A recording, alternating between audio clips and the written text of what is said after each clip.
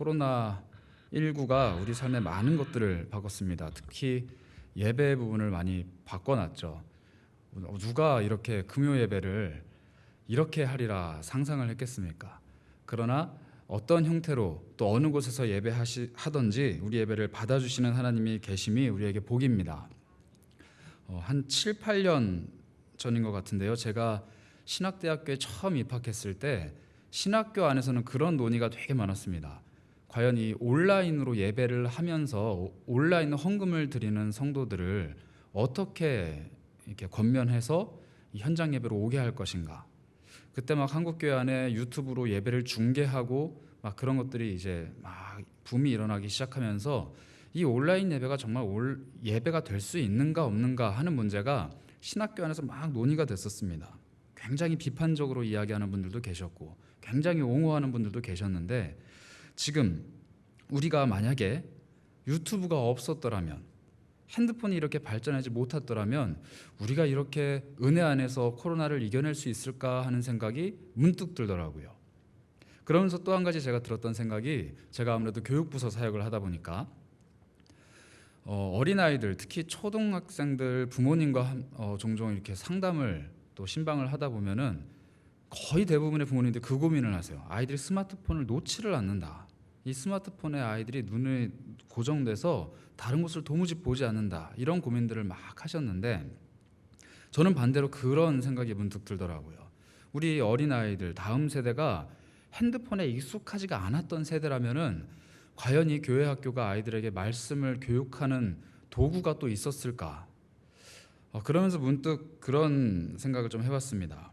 우리 눈에 또 우리가 생각했을 때 불완전한 것이라고, 또 나쁜 것이라고 생각할 여지가 굉장히 많은 것들이라도 하나님께서 상황을 바꾸시고 하나님께서 도구로 활용을 하신다라면은 또 유익한 점이 있을 수 있겠구나.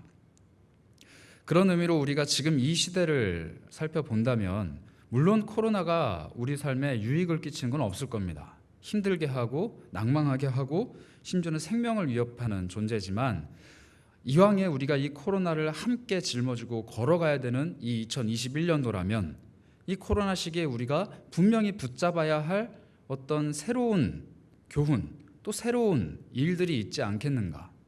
우리 성도님들 많이 느끼셨겠지만 지난 한 해 코로나로 우리가 예배에 많은 것들이 뒤바뀌고 또 본질적이지 않은 것들, 많은 것들을 포기하면서 우리가 얼마나 예배의 본질을 사수하고 그 예배를 지키기 위해서 각자 자리에서 애쓰셨습니까?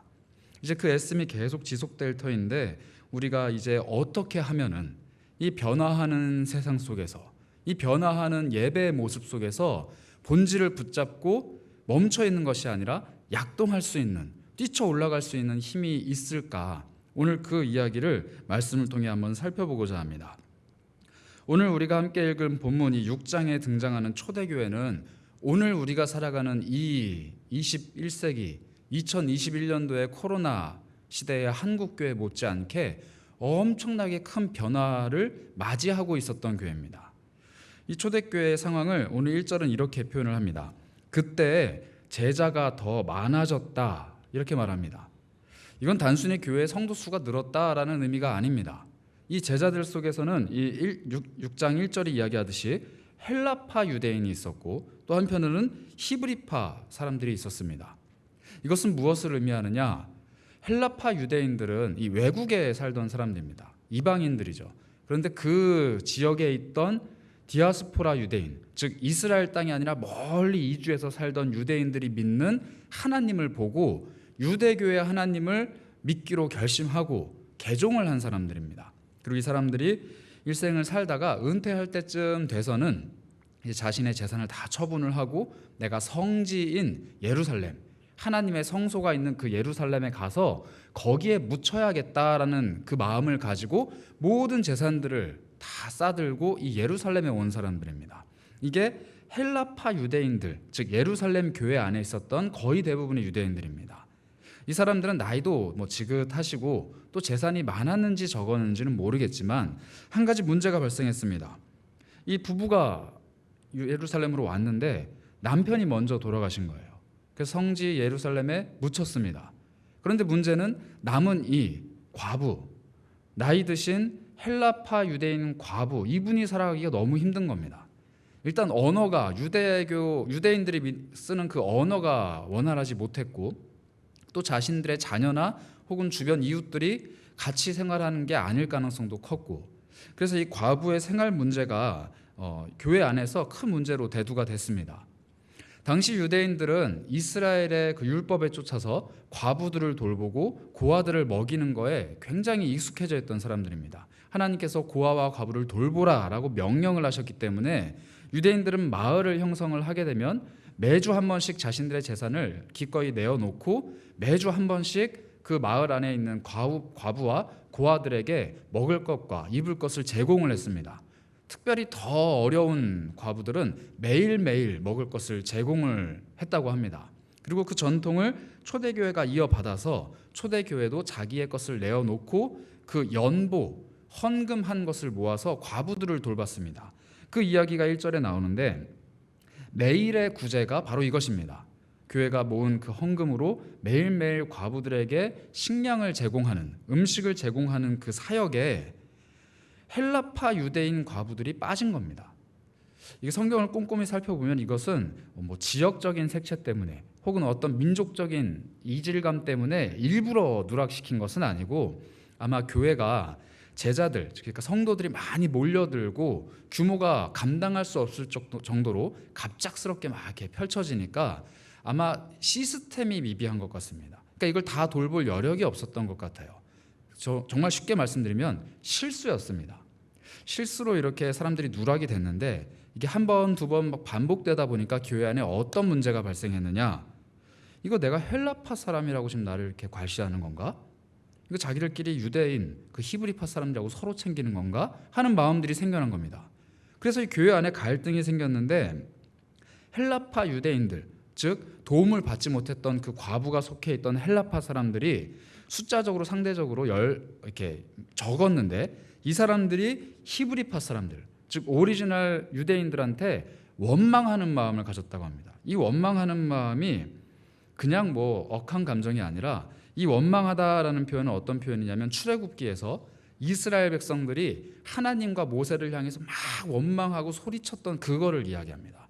즉 이 초대교회 공동체가 사람은 점점 많아지는데 별것 아닌 문제로 시작된, 사실 이 문제를 해결하는 가장 좋은 방법은 실수한 사람을 찾아서 왜 그렇게 했냐 사과드려라, 사과드리고, 그리고 연보한 그 음식들, 구제한 음식들을 드리면은 깔끔하게 해결될 문제지만 이미 돌이킬 수 없는 강을 건넜습니다. 마음의 상처는 받을 대로 받았고, 교회 안의 공동체가 나뉠 대로 나뉘었고, 사람들이 운집해서 너는 헬라파냐 히브리파냐, 너는 우리 편이냐 저쪽 편이냐 갈등이 시작된 것이죠. 이게 이제 드러났습니다. 이렇게 나눠지고 반목하는 문제가 초대교회 안에 시작이 된 것이죠. 이게 사실 비행기가 멈춰 있을 때는 그 비행기 위에 비둘기가 수십 마리, 수백 마리, 수천 마리가 올라타서 위에서 펄쩍펄쩍거리고 똥을 싸도 아무 문제가 없습니다. 그런데 비행기가 추진력을 얻어서 날아 올라가려고 하는 그 순간에 비둘기 몇 마리가 엔진으로 들어가면은 큰일이 나는 것처럼, 이 교회가 그저 그냥 정체돼 있고 멈춰 있는 교회라면은 잘 소통하면서 해결했으면 될 텐데, 이 지금 초대교회는 폭발적으로 부흥을 하고 있는 교회입니다. 우리가 읽은 6장 이전에 어떤 일이 있었냐면, 사도들이 밖에 나가서 전도를 하는 족족 사람들이 회심을 합니다. 3,000명, 5,000명. 그리고 사도들이 나가서 손을 내밀면은 사람이 고쳐지고, 사도들을 옥에 가두었는데 천사가 와서 그 옥문을 열어주고, 심지어 사도들을 매우 매질을 하고 돌려보내도 계속 복음을 전하는 이런 엄청난 일들이 예루살렘 안에 있었습니다. 그러니 이 예루살렘을 발칵 뒤집은 이 교회 안에 이 작은 문제가 탁 터졌을 때 사람들이 빵 하고 터져버린 겁니다. 이 상황이 지금 발생을 했는데, 사도들이 여기서 어떻게 대처했는가, 이것을 꼼꼼히 살펴보는 것은 우리 교회 공동체, 특히 코로나를 앞에 두고 있는 우리 교회 공동체의 굉장한 도전과 굉장한 교훈이 될 것입니다. 왜냐하면 이것은 공동체가 문제로 인해서 나아가던 길에서 좌초가 되느냐 아니면 그 문제를 뛰어넘고 더 높은 곳으로 도약하느냐의 기로에 놓여 있는 상황이기 때문입니다.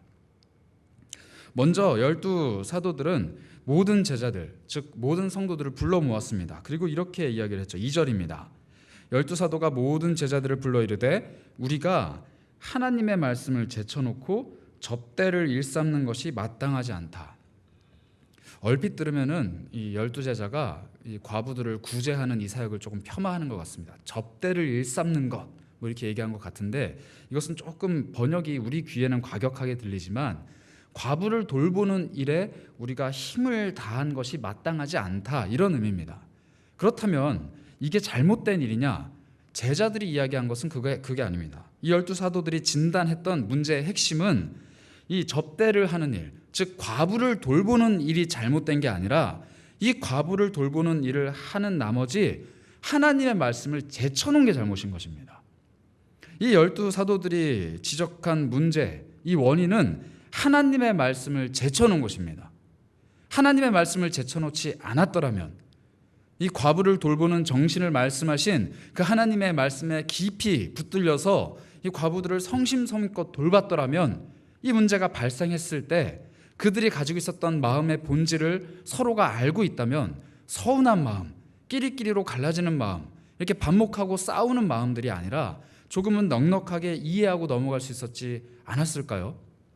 제자들은 아주 문제의 핵심을 정확하게 지적했습니다. 우리가 지금 사역을 하느라, 우리가 지금 몰려드는 사람을 맞이하느라, 우리가 지금 커져가는 이 교회를 아름답게 가꾸느라 열심히 일하고 노력하고 봉사하는 듯 했지만 우리의 실상은 지금 말씀을 붙들고 있지 않았다.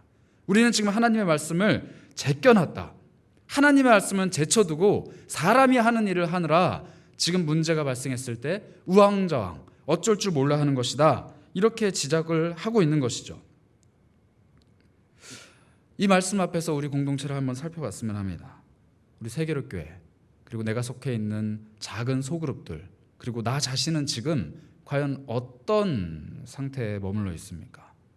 하나님의 일을 하느라, 이 어려운 시기에도 내가 교회를 열심히 섬기느라, 이런 상황 속에서도 내 자신의 예배를 챙기느라 열심을 내며 무언가를 하고 있기는 한데, 무언가를 하는 내 삶 속에서 하나님의 말씀은 제쳐져 있는 불상사가 일어난다면, 아주 작은 불씨 하나가, 아주 작은 돌멩이 하나가, 아주 작은 누군가의 말 한마디가, 아주 작은 상황 하나가 내 마음을 쑥대밭을 만들어 놓고 내 마음을 반으로 쪼개버리며 내 삶을 완전히 뒤엎어버리는 그런 악순환이 일어날 수 있다는 것이죠.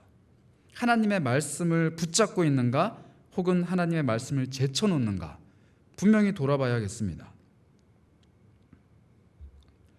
우리들은 하나님의 말씀을 붙잡는 일에 이미 수개월 동안 애쓰고 있었습니다. 우리 지난 연말에 기다림에 애쓰다라는 마음으로 마가복음 필사를 시작을 했죠.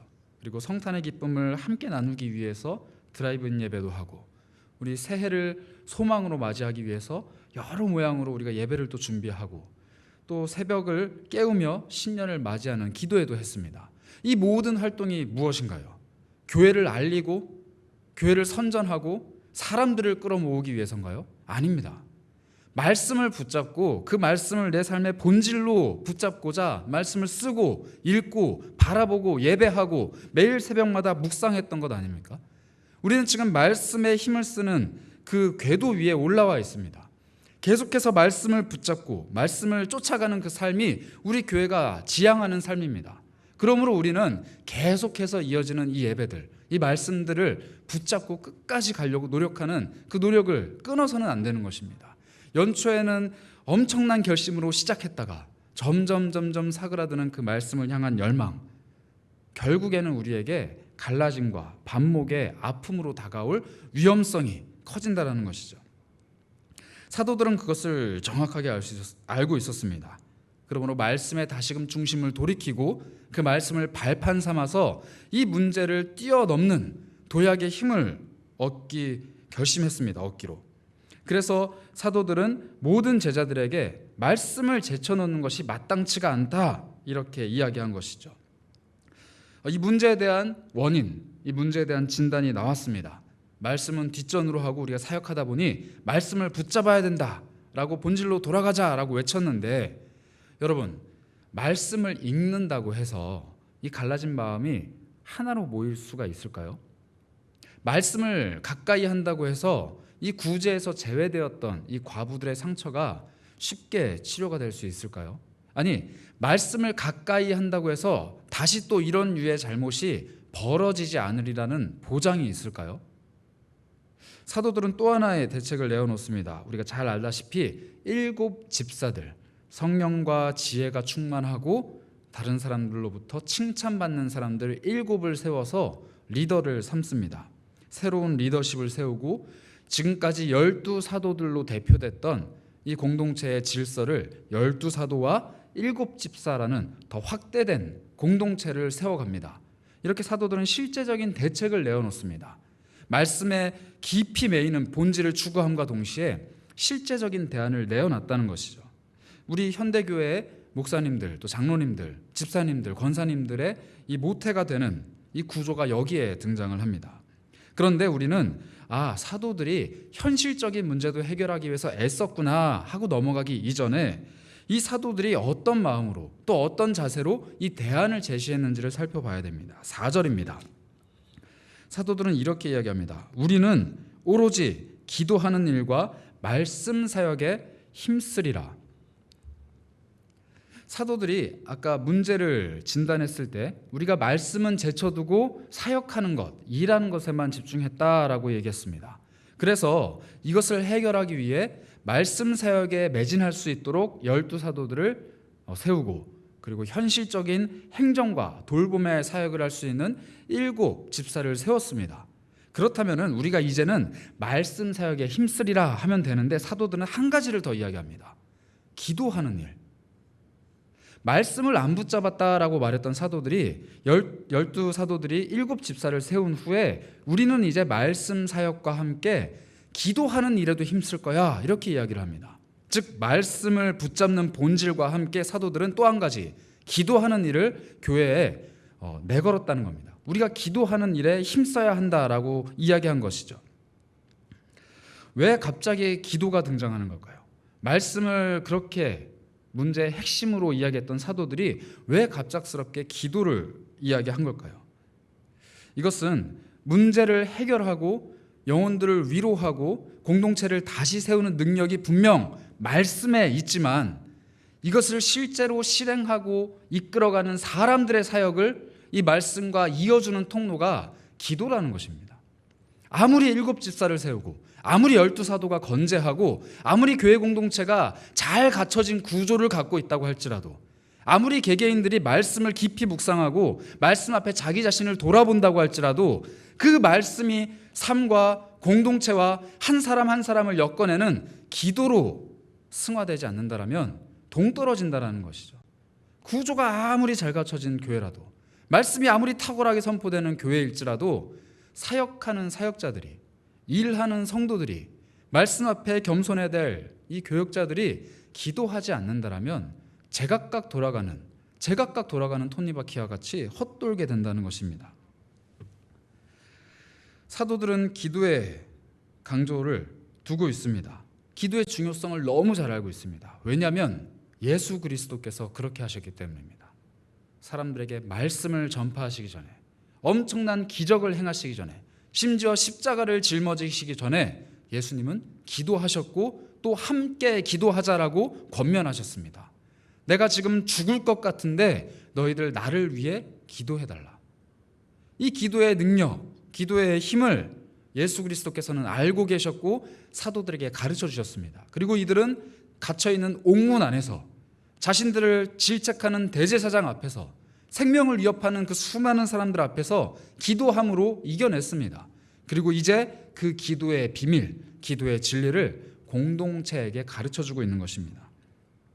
이 공동체는 말씀과 기도라는 이 두 큰 축 위에 세워진 지붕과 같은 그런 존재인 것입니다. 사도들은 현실적인 대안, 즉 7 집사를 세우고 난 후에도 기도하는 모습을 다시 한번 보여줍니다. 6절입니다. 사도들 앞에 세우니 사도들이 기도하고 그들에게 안수하니라.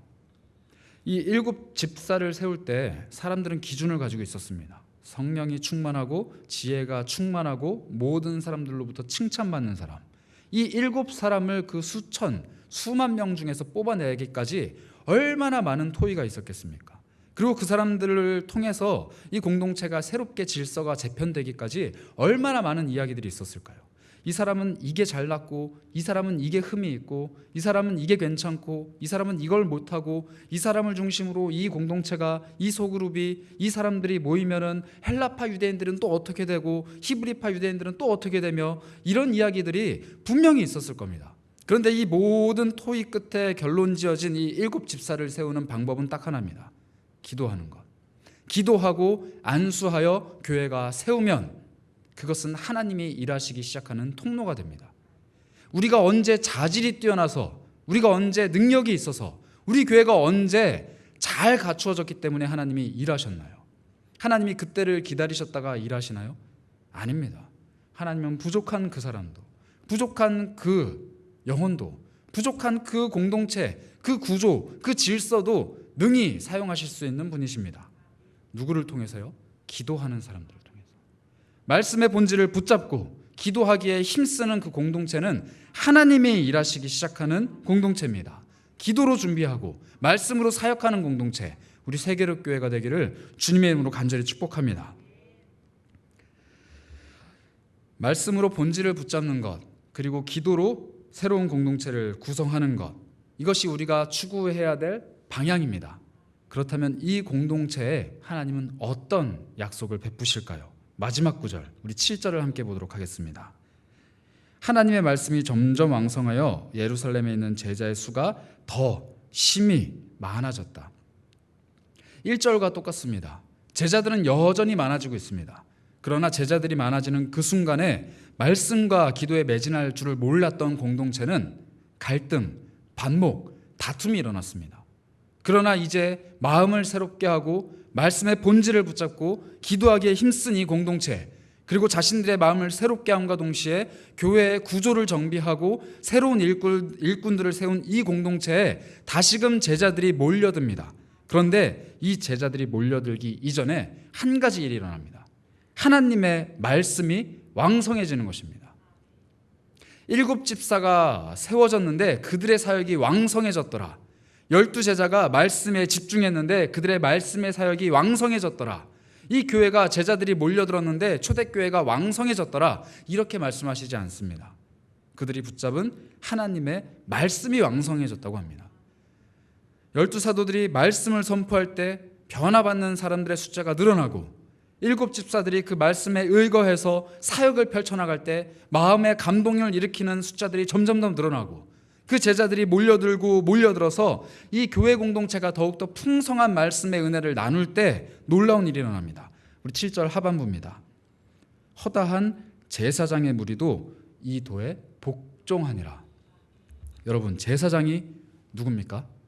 선택받은 이스라엘 백성들 중에서도 선택받은 레위인들, 그리고 그들 중에서도 선택받은 한 가문의 사람들.